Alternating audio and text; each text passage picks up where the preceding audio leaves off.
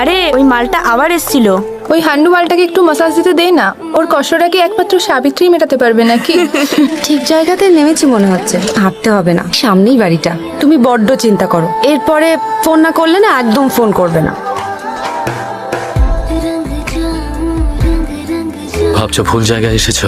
তা আসেনি জানি, তোমার বিয়ের কার্ড দেখে তো। চলে এলে তো। আমি আসবো না, তোমার বিয়ে, কিন্তু লোকজন কোথায়? তোমার নতুন বউ, বাড়ির সবাই? কেউ নেই।